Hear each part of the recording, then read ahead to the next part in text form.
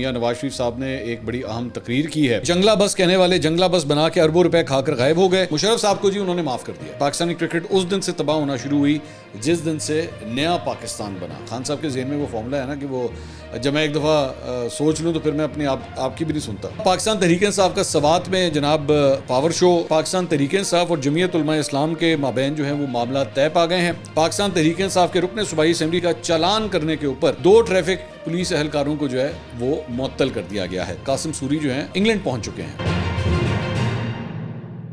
السلام علیکم ناظرین، میں ہوں منصور علی خان. اپنے ڈیجیٹل چینل کے اوپر آپ کو خوش آمدید کہوں گا. اہم ترین خبروں کے اوپر تبصرے اور تجزیے ہوں گے. میاں نواز شریف صاحب نے ایک بڑی اہم تقریر کی ہے تو اس کے بھی ذرا تھوڑی دیر میں ڈائسیکٹ کرتے ہیں. اور پاکستان تحریک انصاف کا سوات کے اندر آج جلسہ منعقد ہوا ہے، اس کے بارے میں بھی بات کرتے ہیں. لیکن اس سے پہلے آپ سے ریکویسٹ ہے کہ چینل کو سبسکرائب کرنا مت بھولیے گا. بیل آئیکن پریس کیجیے. اگر آپ کو ویڈیو پسند آئے اسے لائک اور شیئر ضرور کیجیے گا. اچھا جی، سب سے پہلی ذرا کرکٹ کے میدان سے خبر ہے. سکندر بخش صاحب کا ایک بیان سامنے آیا ہے جس کے بعد کرکٹ کے حوالے سے ایک نئی بحث شروع ہو گئی ہے. انہوں نے سوشل میڈیا کے اوپر یہ جو بحث ہو رہی ہے اس میں ایکچولی وجہ یہ ہے کہ سکندر بخش صاحب نے یہ کہا کہ عمران خان کے دور میں کرکٹ ٹیم کی پرفارمنس اور اس کی بعد کی پرفارمنس کا اگر موازنہ کیا جائے تو بیسکلی عمران خان نے ملک میں ڈومیسٹک کرکٹ کو ختم کرا دیا اور صرف 6 ٹیمیں بنا دی. پاکستانی کرکٹ اس دن سے تباہ ہونا شروع ہوئی جس دن سے نیا پاکستان بنا. تو اس کے بعد پاکستان تحریک انصاف کے آپ جانتے ہیں فالوورز جو ہیں وہ کہاں چھوڑتے ہیں. پھر وہ سکندر بخش صاحب کے اوپر جو ہے وہ بھرپور اٹیکس شروع ہو گئے ہیں. ان کے اسٹیٹسٹکس وغیرہ، ان کے نمبرز وغیرہ سارا کچھ نکلنا شروع ہو گئے ہیں کہ بھائی جان آپ کس قسم کے کرکٹر تھے. اور ظاہری بات ہے یہ ایک فطری رد عمل آنا تھا پی ٹی آئی کے فالوورز کی جانب سے. لیکن اگر آپ دیکھیں تو میں نے خود بھی، مجھے یاد نہیں آ رہا، میں نے کسی ویلاگ کے اندر یہ بات کہی تھی کہ عمران خان صاحب کے دور میں یہی ہوا تھا. ڈومیسٹک کرکٹ کا واقعی بیڑا غرق ہو گیا تھا کیونکہ عمران خان صاحب ایک نیا فارمولا لے آئے تھے. اس وقت کے جو بڑے بڑے کرکٹرز تھے، مصباح الحق وغیرہ، انہوں نے جا کے خان صاحب سے ڈسکس بھی کیا تھا کہ سر اس سے بہت نقصان ہوگا، بہت سے کرکٹرز بے روزگار ہو جائیں گے. ڈپارٹمنٹل کرکٹ آپ ختم کر رہے ہیں، اس سے بہت سے لوگ جو ہیں بے روزگار ہوں گے. جب وہ بے روزگار ہوں گے ظاہری بات ہے ان کے کھانے پینے کی نہیں ہوگا، ان کے اسی روزی روٹی سے اپنے گھر کو چلا رہے ہیں.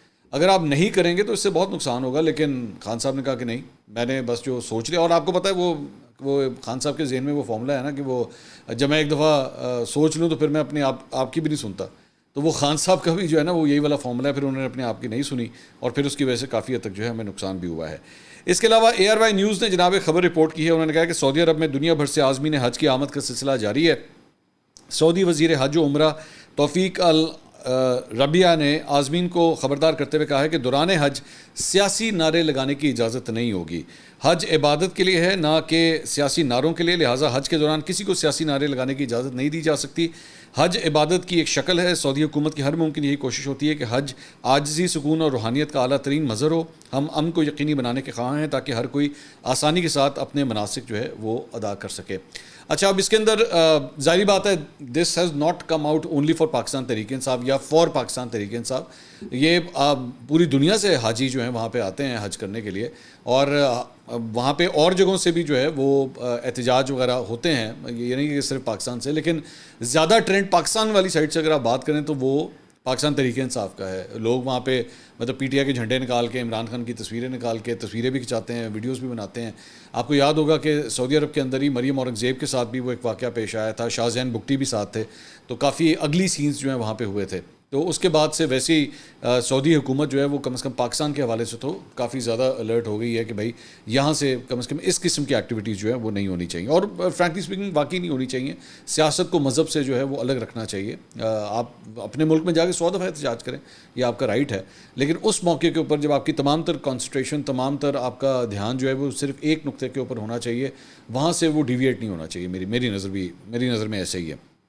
اس کے علاوہ جناب سنی اتحاد کونسل نے زرتاج گل کو اپنا پارلیمانی لیڈر جو ہے قومی اسمبلی میں نامزد کر دیا ہے.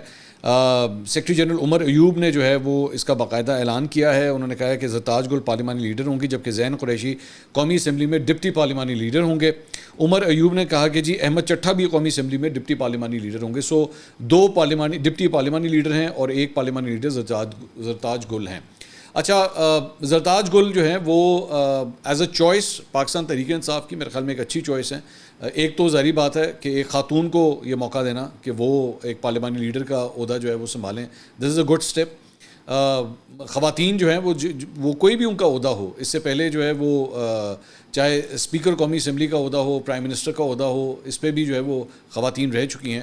تو اب یہاں پہ ان کو زرتاج گل کو ایک پارلیمانی لیڈر کا جو ہے وہ عہدہ دیا گیا ہے. I think that's a good choice. اور دوسری بات یہ کہ ان کا یہ سیکنڈ ٹینیور ہے زرتاج گل کا، تو میرے خیال میں she can be good fruitful, اور پارٹی کے ساتھ لائل رہیں، انڈر گراؤنڈ رہیں، بڑے انہوں نے پریشرز برداشت کیے. اور لیکن انٹرسٹنگ بات یہ کہ زرتاج گل کا نام فرنٹ رنرز میں نہیں تھا. پہلے جو ہے وہ زین قریشی کا نام جو ہے وہ آ رہا تھا، لیکن ان کو پھر الٹیمیٹلی جو ہے ڈپٹی پارلیمانی لیڈر، اور میرے خیال میں شاید اس کی یہی وجہ ہے کہ ان کے والد صاحب جو ہیں آلریڈی جو وائس چیئرمین کا عہدہ جو ہے وہ ان کے پاس شاہ محمود قریشی صاحب کے پاس ہے. تو باپ بیٹے کو جو ہے وہ اس طرح بڑے بڑے عہدے دے دینا، میرے خیال میں شاید اس وجہ سے ان کو ڈپٹی پارلیمانی لیڈر بنایا گیا، پارلیمانی لیڈر نہیں بنایا گیا. اس کے علاوہ پاکستان تحریک انصاف کا سوات میں جناب پاور شو اچھا، ظاہری بات ہے کے پی گورنمنٹ اور کے پی کے علاقے کے اندر ہو رہا ہے. پی ٹی آئی کا جو ہے وہ کور اسٹرینتھ وہاں پہ موجود تھی، اور اچھی خاصی گہما گہمی جو ہے وہاں پہ لگائی گئی. سوات جو ہے وہ ویسے بھی مطلب مراد سعید کا بھی علاقہ سوات کا ہی بنتا ہے، اور بھی بڑے بڑے لیڈرز جو ہیں پاکستان تحریک انصاف کے، ان کا تعلق سوات سے. یہ ذہن میں رکھیے گا کہ یہ جو جلسہ ہے یہ بیسکلی پہلے روات میں ہونا تھا، اور اس کے لیے مطلب قانونی جنگ بھی لڑی گئی، سارا کچھ کیا گیا، لیکن الٹیمیٹلی پھر ان کو اجازت مل بھی گئی تھی. لیکن پھر پاکستان تحریک انصاف نے خود یہ فیصلہ کیا کہ نہیں، ہم اس کو شفٹ کریں گے اور ہم اس کو سوات لے کے جائیں گے، تاکہ وہاں پہ شو بھی جو ہے کم از کم بڑا ہو سکے، کوئی پکڑ دھکڑ بھی نہ ہو. اور ظاہری بات ہے پوری ایڈمنسٹریشن جو ہے وہ پی ٹی آئی کے پاس ہے، تو اس لیے وہیں پہ جو ہے وہ اب اس کو منعقد کیا گیا. اس کے علاوہ جناب پی ٹی آئی کا جلسہ کرنے والوں کو مقامی افراد کی جانب سے تنقید کا نشانہ بنایا جا رہا ہے، اور ان افراد کی جانب سے جو احتجاج ہوا ہے وہ یہ ہے کہ جی جنگلات کی بے دریغ کٹائی جو ہے اس کے خلاف انہوں نے احتجاج کیا ہے کہ جی درخت وغیرہ جو ہے بہت زیادہ کاٹے جا رہے ہیں. میں یہ نہیں کہوں گا کہ بہت بڑا کوئی سائزبل احتجاج تھا، لیکن پھر بھی اس معاملے کے اوپر جو ہے وہ احتجاج بھی ریکارڈ ہوا ہے. بیسکلی یہ سول سوسائٹی کی جانب سے جو ہے وہ یہ احتجاج اب سے نہیں، پچھلے کئی دنوں سے یہ جاری ہے. اور اس کی وجہ یہ ہے کہ جی وہاں پہ ایک قانون کے تحت جو ہے وہ جو ایریا ہوتا ہے، کسی کا بھی اگر ایریا ہے تو وہاں پہ وہ اپنی مرضی سے درخت کاٹ رہے ہیں وہاں پہ کہ جی اگر ہماری زمین ہے تو ہم کاٹ دیں گے. تو سول سوسائٹی کا کہنا ہے کہ جی اگر یہی کام شروع ہو گیا تو پھر تو یہاں سے درخت ختم ہو جائیں گے سارے. تو اس وجہ سے جو ہے وہ یہ احتجاج بھی وہاں پہ جو ہے وہ ریکارڈ کیا گیا ہے. اچھا جی، اس کے علاوہ ایکسپریس نے رپورٹ کیا ہے کہ پاکستان تحریک انصاف اور جمعیت علماء اسلام کے مابین جو ہے وہ معاملات طے پا گئے ہیں. سابقہ سیاسی حریف اور ایک دوسرے کو ٹف ٹائم دینے والے اب وفاقی اتحادی حکومت کے خلاف متحد ہونے کے انتہائی قریب پہنچ چکے ہیں. مولانا فضل الرحمان کے تحفظات عمران خان تک پہنچ گئے ہیں، جس پر عمران خان نے مولانا فضل الرحمان کے تحفظات دور کرنے کی یقین دہانی کروائی ہے، جس کے بعد ان کا پیغام مولانا فضل الرحمان تک پہنچا دیا گیا ہے. عمران خان نے مولانا فضل الرحمان سے مل کر معاملہ طے کرنے کے لیے 3 رکنی کمیٹی تشکیل دینے کا کہہ دیا ہے، اور اس مذاکراتی کمیٹی کی سربراہی اسد کیسر صاحب کریں گے. اسد کیسر صاحب بھی بیسکلی برج کا کردار ادا کر رہے تھے مولانا فضل الرحمان کے ساتھ. کمیٹی متفقہ حکمت عملی جو ہے وہ طے کرے گی. ذائقہ کا کہنا ہے کہ پی ٹی آئی اور جے یو آئی کے درمیان متفقہ حکمت عملی کے لیے احتجاجی تحریک سمیت دیگر نکات پر پہلے اتفاق کی رائے کیا جائے گا، اور طے پانے کی صورت میں مولانا فضل الرحمان اور عمران خان جو ہیں وہ دستخط بھی کریں گے. اس کے ساتھ ساتھ مولانا فضل الرحمان کے درمیان اور پی ٹی آئی کے اس وفد کے درمیان جو ہے وہ ملاقات بھی جو ہے وہ طے ہو گئی، اور آئندہ ہفتے جو ہے موسٹ پرابلی یہ ملاقات ہونے جا رہی ہے. پہلے بھی 2-3 ملاقاتیں ہو چکی ہیں، لیکن اس کا رزلٹ نہیں نکلا تھا. اب دیکھتے ہیں کہ اس کا رزلٹ جو ہے وہ کیا نکلتا ہے. اس کے علاوہ لاہور ہائی کورٹ میں عمران خان پر سنگین نوعیت کے مقدمات درج کرنے کے کابینہ کے فیصلے کے خلاف درخواست جو ہے وہ سماعت کے لیے مقرر ہو گئی ہے. جسٹس فاروق حیدر کی سربراہی میں 2 رکنی بینچ 10 جون کو سماعت کرے گا. عدالت نے پنجاب حکومت کو جواب جمع کرانے کی ہدایت کر رکھی ہے. عمران خان نے مقدمات درج کرنے کے کابینہ کے فیصلے کو لاہور ہائی کورٹ میں چیلنج کر رکھا ہے. اس کے علاوہ جناب بشرا بی بی نے اسلام آباد ہائی کورٹ میں عدت کیس میں سزا معطلی کی درخواست دائر کر دی. درخواست میں استدعا کی گئی ہے کہ عدالت 3 فروری کی سزا کا فیصلہ معطل کر کے ضمانت پر رہائی کے احکامات جاری کرے. استغاثہ نے تضاد سے بھرپور کمزور شواہد عدالت میں پیش کیے. درخواست میں کہا گیا ہے کہ اس شواہد کی بنیاد پر سزا نہیں سنائی جا سکتی. ٹرائل کورٹ کی جانب سے دی گئی سزا برقرار نہیں رہ سکتی. بشرا بی بی کو سیاسی انتقام کا نشانہ بنانے کے لیے جیل میں بدترین حالات میں رکھا گیا ہے. اس میں موقف اپنایا گیا کہ انصاف کے تقاضے پورے کرنے کے لیے ضروری ہے کہ سزا معطلی کی درخواست جلد نپٹائی جائے. 3 فروری کو سول کورٹ نے بشرا بی بی کو 7 سال قید کی سزا سنائی تھی. اس کے علاوہ جناب پی کے 77 سے پاکستان تحریک انصاف کے رکن صوبائی اسمبلی شیر علی آفریدی کا چالان کرنے کے اوپر جناب 2 ٹریفک پولیس اہلکاروں کو جو ہے وہ معطل کر دیا گیا ہے. چیف ٹریفک پولیس آفیسر نے دونوں اہلکاروں کی معطلی کا اعلامیہ جاری کر دیا ہے. ان اہلکاروں نے ٹریفک قوانین کی خلاف ورزی پر ایم پی اے کو 500 روپے کا جرمانہ کیا تھا، لیکن وہ 500 کا جرمانہ جو ہے وہ ناگزیر گزرا. اور ٹریفک پولیس نے کہا ہے کہ جی ایم پی اے نے ٹریفک اہلکاروں کی بدسلوکی کی شکایت کی، بد اخلاقی پر ٹریفک اہلکاروں کو جو ہے وہ معطل کر دیا گیا ہے. شیر علی آفریدی نے کہا کہ ٹریفک اہلکار نے رکنے کا اشارہ دیا تو میں نے گاڑی روک دی.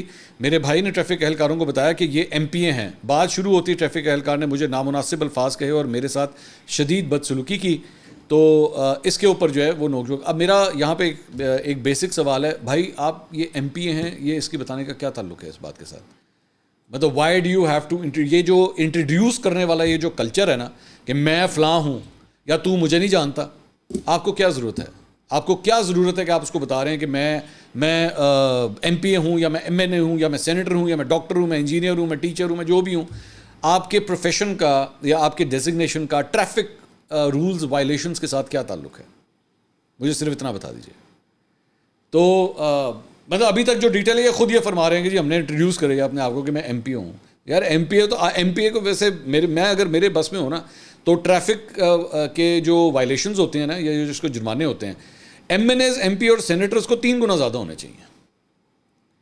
ان کو 3 گنا زیادہ ہونے چاہیے ایک عام شہری سے، کیونکہ آپ گورنمنٹ کی اتنی ہائی پوسٹ کے اوپر بیٹھے ہوئے ہیں.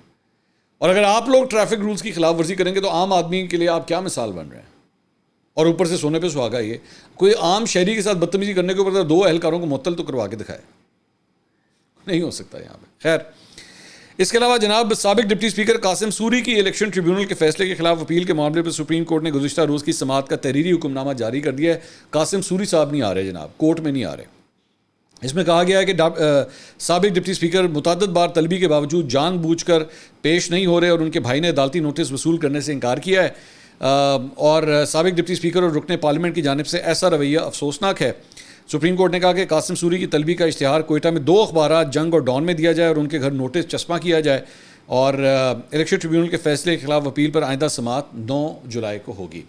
تو قاسم سوری صاحب کے بارے میں آج سے چند ہفتے پہلے صابر شاکر صاحب نے ایک ٹویٹ کی تھی اور انہوں نے کہا تھا کہ قاسم سوری جو ہیں وہ انگلینڈ پہنچ چکے ہیں، برطانیہ پہنچ چکے ہیں. تو شاید پھر اس کا مطلب ہے وہ پاکستان میں نہیں ہیں، وہ جا چکے ہیں، نکل چکے ہیں اور اب آ نہیں رہے یہاں پہ.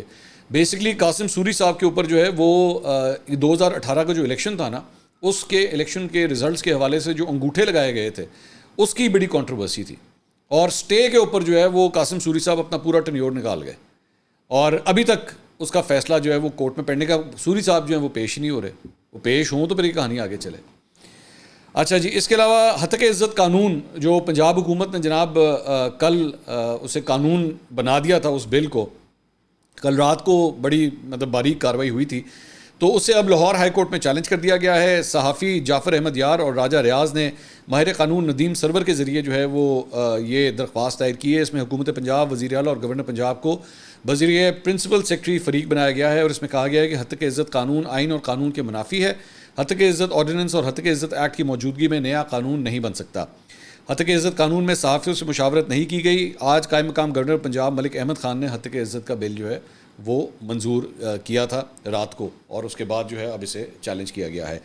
اس کے علاوہ جناب نواز شریف صاحب جو ہیں انہوں نے سینٹ میں پارلیمانی پارٹی کے ارکان سے خطاب کیا، مسلم لیگ نون کے جو سینٹ کے اراکین ہیں ان کی پارلیمانی پارٹی سے. تو مری کے اندر ویسے پچھلے 24 گھنٹے میں جو ہے وہ ایک بڑی ہائی پروفائل میٹنگ بھی انہوں نے مریم نواز کے ساتھ جو ہے وہ اسے چیئر کیا تھا. اب یہ ارکان سے انہوں نے خطاب کیا ہے. فرماتے ہیں کہ پاکستان کے ہر منصوبے پر مسلم لیگ نون کا نام لکھا ہوا ہے. جو بڑا کام پاکستان کی تاریخ میں ہوا اس کے پیچھے ہماری جماعت ہے. کوئی اور پارٹی بتا دے کہ انہوں نے کون سا قابل ذکر منصوبہ بنایا ہے. کام تو کیے ہوئے، ایسی بات نہیں ہے. مطلب بے نظیر انکم سپورٹ پروگرام کس نے کیا تھا؟ پیپلز پارٹی نے کیا تھا. جو Pak Iran gas pipeline project تھا وہ کس نے سٹارٹ کیا تھا؟ پیپلز پارٹی نے کیا تھا. یہ جو بلین ٹری سونامی ہے یہ کس نے سٹارٹ کیا تھا؟ پی ٹی آئی نے کیا تھا. صحت کارڈ کو انہانس کیا تھا، میں انہانس کا لفظ استعمال کر رہا ہوں، اسے مزید وسیع کیا تھا، کس نے کیا تھا؟ پاکستان تحریک انصاف نے کیا تھا. تو ایسا نہیں ہے. ہاں مسلم لیگ نون کے بھی اپنے کام ہے، ایسی بات نہیں ہے، انکار نہیں کیا جا سکتا اس بات سے. موٹر وے جو بنائی مسلم لیگ نون نے بنائی. پی کے ایل آئی جو لاہور کے اندر بنا بڑا زبردست ہاسپٹل ہے، مسلم لیگ نون نے کیا، اس میں کوئی دو رائے نہیں ہے. اورنج لائن، میٹرو بس، یہ سارا کچھ جو ہے وہ مسلم لیگ نون نے کیا، لیکن دیگر جماعتوں نے بھی کیا ہے، ایسا نہیں ہے کہ انہوں نے نہیں کیا. بلکہ آگے انہوں نے کہا کہ جنگلہ بس کہنے والے جنگلہ بس بنا کے اربوں روپے کھا کر غائب ہو گئے. وہ کہانیاں جو آپ اور میں پڑھتے تھے جب میں جیل میں تھا اور جلا وطن تھا کہ کیسے پشاور میں میٹرو بس میں کس قدر گھپلے ہوئے ہیں. اس کا موازنہ کرنا ضروری ہے کہ کون کیا کر گیا ملک کے ساتھ, کس نے خدمت کی اور کس نے اس کو اجاڑا. میٹرو بس کو جنگلہ بس کہنے والے ملک اجاڑ کر چلے گئے. پشاور میٹرو بس گھپلوں کی انکوائری سامنے نہیں لائی گئی. قوم کو بھی موازنہ کرنا چاہیے کہ کون کیا کر کے گیا ہے. حق کو حق اور سچ کو سچ کہنا ہوگا. پاکستان میں غریبوں کا جینا مشکل کر دیا گیا ہے. روٹی میسر ہے نہ سالن. بجلی اتنے اونچے ریٹ پر میسر ہے. میں تو گھر گھر بجلی پہنچا کر گیا تھا بلکہ نکالا گیا تھا. اچھا, روٹی میسر ہے نہ سالن, بجلی اتنے اونچے ریٹ پہ. مطلب کس کی حکومت ہے آج کل یہاں پہ؟ مطلب بھائی ہیں آپ کے شہباز شریف صاحب کی حکومت ہے, ان کے دور کے بارے میں آپ بات کر رہے ہیں. انہوں نے کہا آج میں مشرف سے پوچھتا ہوں, پوچھنا تو حق ہے نا. اللہ تعالیٰ ان کے گناہ معاف فرمائے. مجھے ان کے خلاف دل کے اندر کوئی شکایت یا شکوہ یا گلہ نہیں ہے. جب دنیا سے چلے گئے تو کیا شکوہ ہوگا, لیکن کیا وجہ تھی کہ انہوں نے ایک اچھے بھلے سیٹ اپ کو, وزیر اعظم کو اٹھا کر باہر پھینک دیا, اسمبلی بھی توڑ دی, سینٹ بھی توڑ دیا, اور عدلیہ نے ان کے گلے میں ہاتھ ڈال گئے کہ آپ کہاں تھے. اس وزیر اعظم کو گرفتار کر لیا جس نے ایٹمی دھماکے کیے تھے. تو مشرف صاحب کو جی انہوں نے معاف کر دیا. انہوں نے کہا میرے دل میں ان کے حوالے سے جو ہے وہ کچھ بھی نہیں ہے. تو لیکن میرا اس بات سے ویسے میاں صاحب اختلاف ہے. وہ پتہ ہے کیوں ہے؟ وہ اس لیے ہے کیونکہ ایک جگہ آپ یہ کہتے ہیں کہ جی سیاستدان, بلکہ آپ اپنی مثال دیتے ہیں کہ سیاستدان جیلوں میں جاتے ہیں, سب کچھ کرتے ہیں, اور چھوٹی سے چھوٹی بات, چھوٹی سے چھوٹی جو ہے وہ قانون کی خلاف ورزی اور سزا ملنی چاہیے. یہ مت سمجھیے میں اسے جسٹیفائی کر رہا ہوں, میں تو ابھی خود کہہ کے ہٹاؤں کہ پولیٹیشینس کو جو ہے وہ سزا ملنی چاہیے. لیکن بھائی جو جن جنرلوں کے بارے میں آپ بات کرتے ہیں, مارشل لاء ڈکٹیٹرز کے بارے میں بات کرتے ہیں, ان کو آپ کون ہوتے ہیں معاف کرنے والے؟ آپ کو ذاتی کوئی پھڈا نہیں ہے آپ کا ان کے ساتھ.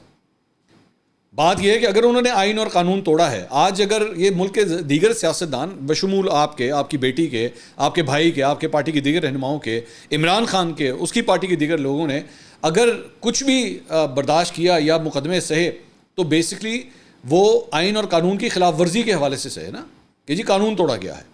اگر ان کے ساتھ یہ ہو سکتا ہے تو مارشل لاء ڈکٹیٹرز کے ساتھ کیوں نہیں؟ آخر 76 سال ہو گئے ہیں. آج کا ایک بچہ جو 8, 9, 10, 11, 12 سال کا ہے وہ سوال نہیں کرے گا کہ جناب اس ملک کے اندر جنرلوں کو تو کبھی کوئی سزا نہیں ہوئی. وہ تو نہیں کہے گا, وہ یہ تو نہیں کہے گا. آپ لاکھ کہتے ہیں جناب انہوں نے آئین اور قانون توڑا ہے, لیکن کیا قانون کی کتابوں میں انہوں نے آئین اور قانون توڑا ہے؟ ذوالفقار علی بھٹو کو جو پھانسی دی گئی اس کے اوپر یہ کہہ دیا گیا کہ ہاں جی انہیں فیئر ٹرائل نہیں ملا. زیادہ سے زیادہ آپ یہاں تک چلے گئے کہ فیئر ٹرائل نہیں ملا. لیکن آج بھی آپ کی جو قانون کی کتابیں ہیں وہ یہ نہیں کہتی کہ جناب ایکچولی سیاسی بنیادوں کے اوپر اسے پھانسی دی گئی تھی. آپ کا ملک کا پولیٹیشین جب تک اتنا تگڑا نہیں ہوگا نا, آپ لوگ چیخیں مارتے رہیں گے. تو یہ جو پرویز مشرف صاحب والی بات ہے نا, ان کو معاف کرنے کا حق آپ کا نہیں ہے, کیونکہ یہ کوئی ذاتی پھڈا نہیں تھا آپ کا. اب معاف کرنے کا اختیار نہیں ہے آپ کے پاس, اس ملک کے آئین کے پاس ہے. تاریخ جب لکھی جائے تو صحیح طریقے سے تاریخ لکھی جائے کہ پرویز مشرف کو یہ ملک کس طرح یاد رکھے, تاریخ کس طرح یاد رکھے. اس کے بعد انہوں نے آگے کہا کہ جی ہم نے کبھی خاطر خواہ احتجاج کیا ہے اور نہ قوم نے کوئی نوٹس لیا ہے. یہ تاریخ کی باتیں ہیں جن کو فراموش نہیں کرنا چاہیے. ہم نے جیلیں کاٹی ہیں.